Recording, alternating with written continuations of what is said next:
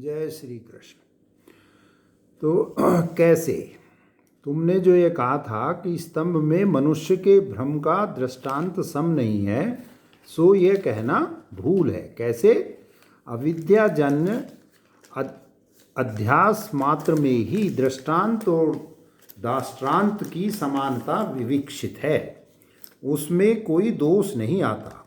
परंतु तुम जो यह मानते हो कि ज्ञाता में दृष्टांत और दाष्टान्त की विषमता का दोष आता है, तो उसका भी अपवाद जरा मृत्यु आदि के दृष्टांत से दिखला दिया गया है। यदि ऐसा कहें कि अविद्या युक्त होने से क्षेत्रज्ञ को ही सांसारित्व प्राप्त हुआ, तो यह कहना ठीक नहीं, क्योंकि अविद्या तामस प्रत्यय है। तामस प्रत्यय चाहे विपरीत ग्रहण करने वाला विपर्य हो, चाहे संशय उत्पन्न करने वाला संशय हो, और चाहे कुछ भी ग्रहण न करने वाला हो, आवरण रूप होने के कारण वह अविद्या ही है। क्योंकि विवेक रूप प्रकाश के होने पर वह दूर हो जाता है, तथा आवरण रूप तमो में तिमिरादि दोषों के रहते हुए ही अग्रहण आदि रूप 3 प्रकार की अविद्या का अस्तित्व उपलब्ध होता है। यदि यह बात है, तब तो अविद्या ज्ञाता धर्म हुआ, यह कहना ठीक नहीं, क्योंकि तिमिर रोग आदि जन्य दोष चक्षु आदि करणों में ही देखे जाते हैं, ज्ञाता आत्मा में नहीं। जो तुम ऐसा मानते हो कि अविद्या ज्ञाता का धर्म है और अविद्या रूप धर्म से युक्त होना ही उसका सांसरित्व है, इसलिए यह कहना ठीक नहीं है कि ईश्वर ही क्षेत्रज्ञ है और वह संसारी नहीं है। सो तुम्हारा ऐसा मानना युक्ति युक्त नहीं है, क्योंकि नेत्र रूप करण में विपरीत ग्राहकता आदि दोष देखे जाते हैं, तो भी वे विपरीत आदि ग्रहण या उनके कारण रूप तिमिरादि दोष ज्ञाता के नहीं हो जाते। उसी प्रकार देह के धर्म भी आत्मा के नहीं हो सकते, तथा जैसे आँख का संस्कार करके तिमिरादि प्रतिबंध को हटा देने पर गृहीता पुरुष में वे दोष नहीं देखे जाते, इसलिए वे गृहीता पुरुष के धर्म नहीं है। वैसे ही अग्रहण, विपरीत ग्रहण और संशय आदि प्रत्यय तथा उनके कारण रूप तिमिरादि दोष भी सर्वत्र किसी न किसी करण के ही हो सकते हैं, ज्ञाता पुरुष के अर्थात क्षेत्रज्ञ के नहीं। इसके सिवा वे जानने में आने वाले ज्ञान के विषय होने से भी दीपक के प्रकाश की भांति ज्ञाता के धर्म नहीं हो सकते, क्योंकि वे ज्ञेय हैं, इसलिए अपने से अतिरिक्त किसी अन्य द्वारा जानने में आने वाले हैं। सभी आत्मवादी समस्त कारणों से आत्मा का वियोग होने के उपरांत कैवल्य अवस्था में आत्मा को अविद्यादि दोषों से रहित मानते हैं। इससे भी उपर्युक्त सिद्धांत ही सिद्ध होता है, क्योंकि यदि अग्नि की उष्णता के समान ये सुख दुख आदि दोष क्षेत्रज्ञ आत्मा के अपने धर्म हों, तो उनसे उसका कभी वियोग नहीं हो सकेगा। इसके सिवा आकाश की भांति सर्वव्यापक मूर्ति रहित निर्विकार आत्मा का किसी के साथ संयोग वियोग होना संभव नहीं है। इससे भी क्षेत्रज्ञ की नित्य ईश्वरता ही सिद्ध होती है, तथा अनादित्वानि गुणत्वात् इत्यादि भगवान के वचनों से भी क्षेत्रज्ञ का नित्य ईश्वरत्व ही सिद्ध होता है। ऐसा मान लेने पर तो संसार और सांसरित्व का अभाव हो जाने के कारण शास्त्र की व्यर्थता आदि दोष उपस्थित होंगे नहीं, क्योंकि यह दोष तो सभी ने स्वीकार किया है। सभी आत्मवादियों द्वारा स्वीकार किए हुए दोष का किसी एक के लिए ही परिहार करना आवश्यक नहीं। इसे सबने कैसे स्वीकार किया है? सभी आत्मवादियों ने मुक्त आत्मा में संसार और संसारीपन के व्यवहार का अभाव माना है, परंतु इससे उनके मत में शास्त्र की अनर्थकता आदि दोषों की प्राप्ति नहीं मानी गई। जैसे समस्त द्वैतवादियों के मत से बंधावस्था में ही शास्त्र आदि की सार्थकता है, मुक्त अवस्था में नहीं, वैसे ही हमारे मत में भी जीवों की ईश्वर के साथ एकता हो जाने पर यदि शास्त्र की व्यर्थता होती हो तो हो, अविद्यावस्था में तो उसकी सार्थकता है ही। हम सब द्वैतवादियों के सिद्धांत से तो आत्मा की बंधावस्था और मुक्तावस्था वास्तव में ही सच्ची है, अतः वे हे उपादेय हैं और उनके सब साधन भी सत्य हैं। इस कारण शास्त्र की सार्थकता हो सकती है, परंतु अद्वैतवादियों के सिद्धांत से तो द्वैत भाव अविद्याजन्य और मिथ्या है, अतः आत्मा में बंधावस्था भी वास्तव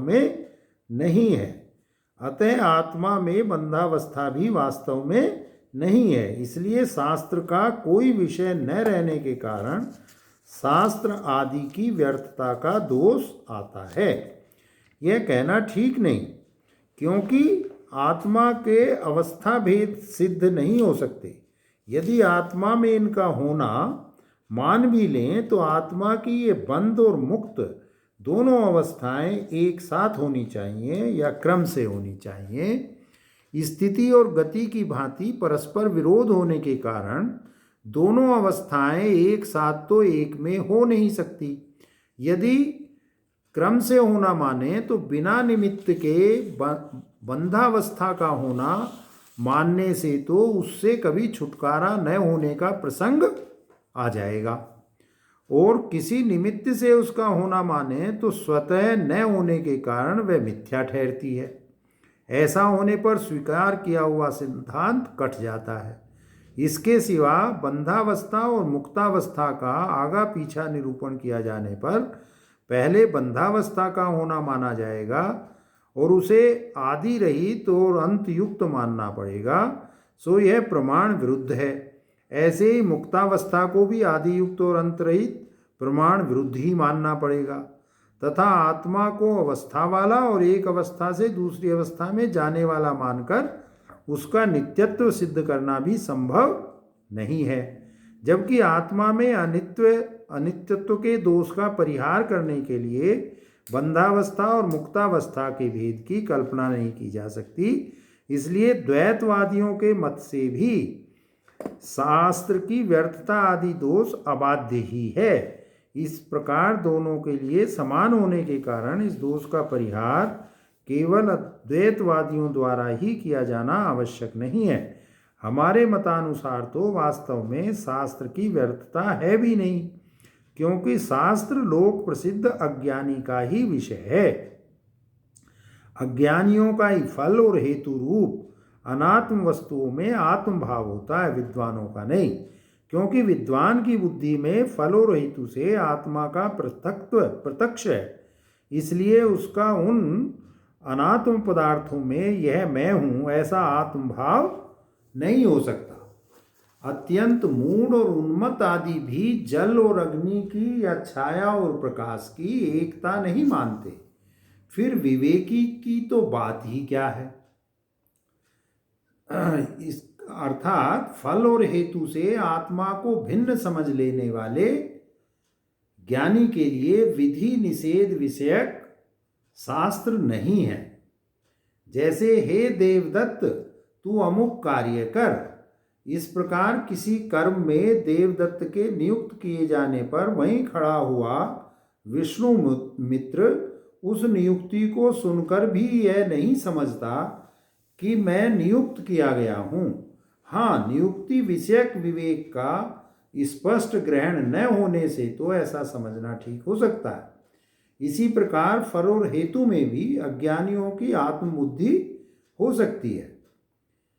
फल और हेतु से आत्मा के पृथक्त्व का ज्ञान हो जाने पर भी स्वाभाविक संबंध की अपेक्षा से शास्त्र विषयक इतना बोध होना तो युक्ति ही है कि मैं शास्त्र द्वारा अनुकूल फल और उसके हेतु में तो प्रवृत्त किया गया हूँ और प्रतिकूल फल और उसके हेतु से निवृत्त किया गया हूँ। जैसे कि पिता पुत्र आदि का आपस में एक दूसरे को भिन्न समझते हुए भी एक दूसरे के लिए किए हुए नियोग और प्रतिषेध को अपने लिए समझना देखा जाता है। यह कहना ठीक नहीं, क्योंकि आत्मा के पृथक्त्व का ज्ञान होने से पहले ही फल और हेतु में आत्माभिमान होना सिद्ध है। नियोग और प्रतिषेध के अभिप्राय को भली प्रकार जानकर ही मनुष्य फल और हेतु से आत्मा के पृथक्त्व को जान सकता है, उससे पहले नहीं। इससे सिद्ध हुआ कि विधि निषेध रूप शास्त्र केवल अज्ञानी के लिए ही हैं। इस सिद्धांत के अनुसार स्वर्ग की कामना वाला यज्ञ करे, मांस भक्षण न करे इत्यादि विधि निषेध बोधक शास्त्र वचनों में आत्मा का पृथक्त्व जानने वालों की और केवल देहात्मवादियों की भी प्रवृत्ति न होने से कर्ता का अभाव हो जाने के कारण शास्त्र के व्यर्थ होने का प्रसंग आ जाएगा। यह कहना ठीक नहीं है, क्योंकि प्रवृत्ति और निवृत्ति का होना लोक प्रसिद्धि से ही प्रत्यक्ष है। ईश्वर और जीवात्मा की एकता देखने वाला ब्रह्मवेत्ता कर्मों में प्रवृत्त नहीं होता तथा आत्मसत्ता को न मानने वाला देहात्मवादी भी परलोक नहीं है, ऐसा समझकर शास्त्रानुसार नहीं बरतता, यह ठीक है। परंतु लोक प्रसिद्धि से यह तो हम सबको प्रत्यक्ष है ही कि विधि निषेध बोधक शास्त्र श्रवण की दूसरी तरह उत्पत्ति न होने के कारण जिसने आत्मा के अस्तित्व का अनुमान कर लिया है एवं जो आत्मा के असली तत्व का ज्ञाता नहीं है, जिसकी कर्मों के फल में तृष्णा है, ऐसा मनुष्य श्रद्धालुता के कारण शास्त्रानुसार कर्मों में प्रवृत्त होता है। अतः शास्त्र की व्यर्थता नहीं है। विवेकशील पुरुषों की प्रवृत्ति न देखने से उनका अनुकरण करने वालों की भी शास्त्र विहित कर्मों में प्रवृत्ति नहीं होगी, अतः शास्त्र व्यर्थ हो जाएगा। यह प्रश्न आया। यह कहना ठीक नहीं, क्योंकि किसी एक को ही विवेक ज्ञान प्राप्त होता है, अर्थात अनेक प्राणियों में से कोई एक ही विवेकी होता है, जैसा कि आजकल देखा जाता है। इसके सिवा मूढ़ लोग विवेकियों का अनुकरण भी नहीं करते, क्योंकि प्रवृत्ति रागादि दोषों के अधीन हुआ करती है। प्रतिहिंसा के उद्देश्य से किए जाने वाले जारण मारण आदि अभिचारों में भी लोगों की प्रवृत्ति देखी जाती है तथा प्रवृत्ति स्वाभाविक है। यह कहा भी है कि स्वभाव ही बरतता है, अर्थात यह सिद्ध हुआ कि संसार अविद्या मात्र ही है और अज्ञानियों का ही विषय है। केवल शुद्ध क्षेत्रज्ञ में अविद्या और उसके कार्य दोनों ही नहीं हैं, तथा मिथ्या ज्ञान परमार्थ वस्तु को दूषित करने में समर्थ भी नहीं है, क्योंकि जैसे ऊसर भूमि को मृग तृष्णा का जल अपनी आर्द्रता से कीचड़ युक्त नहीं कर सकता, वैसे ही अविद्या भी क्षेत्रज्ञ का कुछ भी उपकार या अपकार करने में समर्थ नहीं है। इसीलिए क्षेत्रज्ञम जापि माम विद्धि अज्ञानेनावृतम ज्ञानम यह कहा है। तो फिर यह क्या बात है कि संसारी पुरुषों की भांति पंडितों को भी मैं ऐसा हूं, यह वस्तु मेरी ही है, ऐसी प्रतीति होती है। सुनो, यह पांडित्य बस इतना ही है जो कि क्षेत्र में ही आत्मा को देखना है, परंतु यदि मनुष्य क्षेत्रज्ञ को निर्विकारी समझ ले तो फिर मुझे अमुक भोग मिले या मैं अमुक कर्म करूं, ऐसी आकांक्षा नहीं कर सकता, क्योंकि भोग और कर्म दोनों विकार ही तो हैं।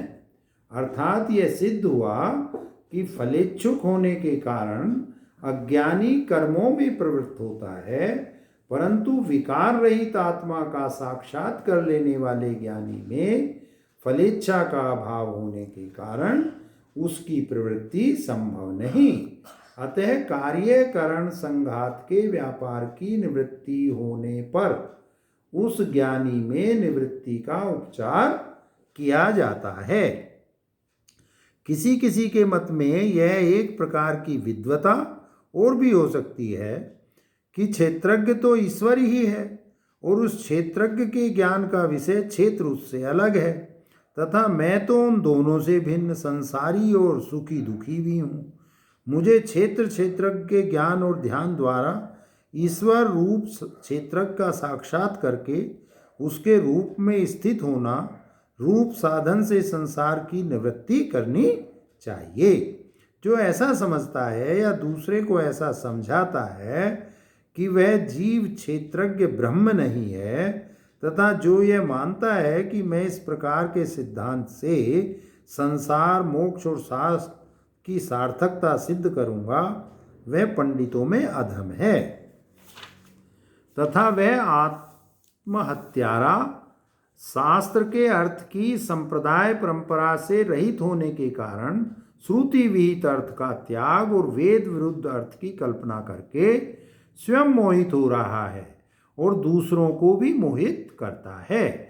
जो शास्त्रार्थ की परंपरा को जानने वाला नहीं है, वह समस्त शास्त्रों का ज्ञाता भी हो तो भी मूर्खों के समान उपेक्षणीय ही है। और जो यह कहा था कि ईश्वर की क्षेत्रज्ञ के साथ एकता मानने से तो ईश्वर में संसारीपन आ जाता है और क्षेत्रज्ञों की ईश्वर के साथ एकता मानने से कोई संसारी न रहने के कारण संसार के अभाव का प्रसंग आ जाता है, सो विद्या और अविद्या की विलक्षणता के प्रतिपादन से इन दोनों दोषों का ही परिहार कर दिया गया है। कैसे? अविद्या द्वारा कल्पित किए हुए दोष से तद विषयक पारमार्थिक असली वस्तु दूषित नहीं होती, इस कथन से पहली शंका का निवारण किया गया। और वैसे ही यह दृष्टांत भी दिखलाया कि मृग तृष्णा के जल से ऊसर भूमि पंख युक्त नहीं की जा सकती, तथा संसारी का अभाव होने से संसार के अभाव के प्रसंग का जो दोष बतलाया था, उसका भी संसारित्व की अविद्या कल्पित उत्पत्ति को स्वीकार करके निराकरण कर दिया गया। क्षेत्रज्ञ का अविद्या युक्त होना ही तो सांसारित्व रूप दोष है, क्योंकि उससे होने वाले दुखित्व आदि दोष प्रत्यक्ष देखे जाते हैं। यह कहना ठीक नहीं, क्योंकि जो कुछ ज्ञेय है, जानने में आता है, वह सब क्षेत्र का ही धर्म है। इसलिए उसके किए हुए दोष ज्ञाता क्षेत्रज्ञ के नहीं हो सकते। तू क्षेत्रज्ञ पर वास्तव में बिना हुए ही जो कुछ भी दोष लाद रहा है, वे सब ज्ञेय होने के कारण क्षेत्र के ही धर्म हैं, क्षेत्रज्ञ के नहीं। उनसे क्षेत्रज्ञ आत्मा दूषित नहीं हो सकता, क्योंकि ज्ञेय के साथ ज्ञाता का संसर्ग नहीं हो सकता। यदि उनका संसर्ग मान लिया जाए तो ज्ञेय का ज्ञेयत्व ही सिद्ध नहीं हो सकता। अभिप्राय यह है कि यदि अविद्या युक्त होना और दुखी होना आदि आत्मा के धर्म हैं, तो वे प्रत्यक्ष कैसे दिखते हैं और वे क्षेत्रज्ञ के धर्म हो भी कैसे सकते हैं? क्योंकि जो कुछ भी ज्ञेय वस्तु है वह सब क्षेत्र है और क्षेत्रज्ञ ज्ञाता है। ऐसा सिद्धांत स्थापित किए जाने पर फिर अविद्या युक्त होना और दुखी होना आदि दोषों को क्षेत्रज्ञ के धर्म बतलाना और उनकी प्रत्यक्ष उपलब्धि भी मानना, यह सब अज्ञान मात्र के आश्रय से केवल विरुद्ध प्रलाप करना है। यह अविद्या किसमें है? जिसमें दिखती है उसी में है। किसमें दिखती है? अविद्या किसमें दिखती है? यह प्रश्न ही निरर्थक है। किस प्रकार? यदि अविद्या दिखती है तो उससे जो युक्त है उसको भी तो अवश्य देखता ही होगा। फिर अविद्यावान की उपलब्धि हो जाने पर वह अविद्या किसमें है, यह पूछना ठीक नहीं है, क्योंकि गौ वाले को देख लेने पर यह गौ किसकी है यह पूछना सार्थक नहीं हो सकता। तुम्हारा यह दृष्टांत विषम है। गौ और उसका स्वामी तो प्रत्यक्ष होने के कारण उनका संबंध भी प्रत्यक्ष है, इसलिए उनके संबंध के विषय में प्रश्न निरर्थक है। परंतु उनकी भांति अविद्यावान और अविद्या तो प्रत्यक्ष नहीं है, जिससे कि यह प्रश्न निरर्थक माना जाए। जिसका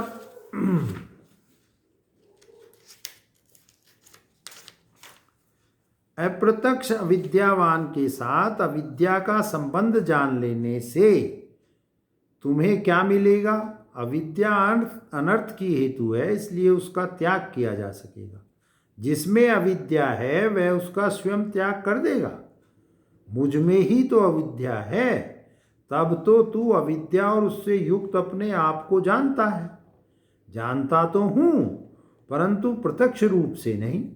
यदि अनुमान से जानता है तो तुझ ज्ञाता और अविद्या के संबंध का ग्रहण कैसे हुआ? क्योंकि उस समय अविद्या को अनुमान से जानने के काल में तुझ ज्ञाता का ज्ञेय रूप अविद्या के साथ संबंध ग्रहण नहीं किया जा सकता। कारण यह है कि ज्ञाता का विषय मानकर ही अविद्या का उपयोग किया गया है, तथा ज्ञाता और अविद्या के संबंध को जो ग्रहण करने वाला है वह उस अविद्या और ज्ञाता के संबंध को विषय करने वाला कोई दूसरा ज्ञान, ये दोनों ही संभव नहीं है। क्योंकि ऐसा होने से अनवस्था दोष प्राप्त होता है। अर्थात यदि ज्ञाता और ज्ञेय ज्ञाता का संबंध ये भी किसी के द्वारा जाने जाते हैं, ऐसा माना जाए, तो उसका ज्ञाता किसी और को मानना होगा, फिर उसका भी दूसरा और उसका भी दूसरा ज्ञाता मानना होगा। इस प्रकार यह अनवस्था अनिवार्य हो जाएगी। परंतु ज्ञेय चाहे अविद्या हो अथवा और कुछ हो, ज्ञेय ज्ञेय ही रहेगा, ज्ञाता नहीं हो सकता।